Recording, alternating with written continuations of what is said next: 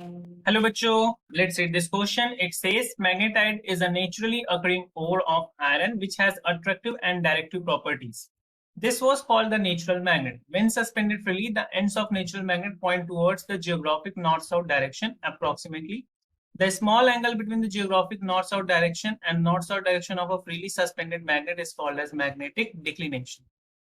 Magnetic inclination or magnetic dip and the horizontal component of Earth's magnetic field are two more important parameters. These three parameters are called magnetic elements of Earth.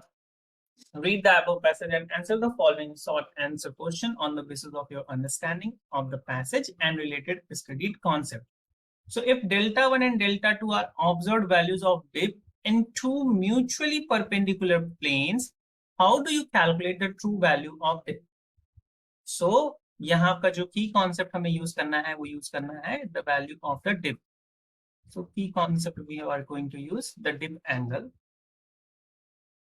और angle of dip which is often called as inclination angle. तो basically inclination angle होता क्या है कि आप किसी place पे हो, उस प्लेस पे जो मैग्नेटिक फील्ड का कंपोनेंट कह लो या फिर जो मैग्नेटिक नीडल जिस डायरेक्शन में रुकती है उससे और हॉरिजॉन्टल से बना जो एंगल होता है वो. सो बेसिकली हम डिफाइन करते हैं, अगर हम सपोज कर ले रहे हैं कि डेल्टा हमारा जो है वो एंगल ऑफ डिप है, tan डेल्टा होता है vertical component of the field over the horizontal component of field. This is the formula.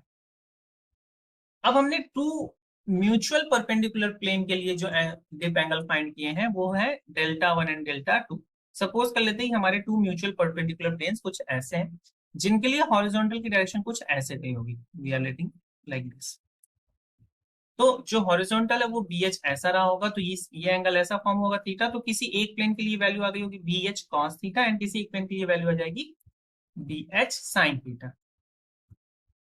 ठीक है, ये हमारा मेन हॉरिजॉन्टल है. अब ये जो टू डिफरेंट प्लेसेस के प्लेन्स हैं, लाइक एक प्लेन दूसरा प्लेन लगा होगा, राइट, तो वो उसके जो एंगल फॉर्म हुआ है BH का, हम लोगों ने एक को थीटा सपोज कर लिया, तो दूसरा एंगल क्या 90 माइनस थीटा हो जाएगा ऑटोमेटिकली.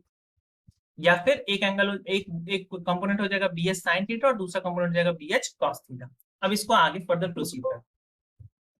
तो अगर मैं फर्स्ट प्लेन के लगाऊं for first declination angle delta 1, so ये हो जाएगा tan delta 1 is going to be BV upon में BH cos थीटा हो जाएगा. BH की जगह पे हम लोग क्या यूज कर लेंगे BH cos थीटा. तो BV अपॉन में BH आप जानते हो ये नॉर्मली क्या है हमारा एंगल ऑफ tan डेल्टा है और ये हो जाएगा 1 अपॉन में cos थीटा. तो मैं इसको लिख सकता हूँ tan delta 1 is going to be tan delta upon में cos थीटा. नाउ मैं इसको ऐसे भी कह सकता हूँ कि cos थीटा हो जाएगा हमारा tan डेल्टा अपॉन में tan of delta 1. It could be also written as cos theta is tan delta times cot delta 1. Okay, similarly मैं क्या करूंगा डेल्टा 2 के लिए भी सेम प्रोसीड करूंगा. तो for second angle of dip delta 2. Okay, delta 2. So delta 2 क्या हो जाएगा यहाँ पे हमारा हो जाएगा tan delta 2 is going to be again BV upon, अब BH की जगह क्या यूज करेंगे हम BH sin थीटा, क्योंकि दे आर म्यूचुअली परपेंडिकुलर. ये हो जाएगा BV अपॉन BH जो एक्चुअली होता है tan डेल्टा और 1 अपॉन में sin थीटा. तो इसे मैं लिख सकता हूँ tan delta 2 is going to be tan delta divide by sin theta. अब यहाँ पे हम लोग लिख सकते हैं कि sin theta is actually tan delta divide by tan delta 2. तो sin theta could be written as tan delta times cot delta 2. मैं इसे सपोज कर ले रहा हूँ इक्वेशन 1 है हमारा और मैं इसे सपोज कर ले रहा हूँ ये इक्वेशन 2 है हमारा. Okay, let's further proceed. तो we are adding the equation square of equation 1 plus square of equation 2.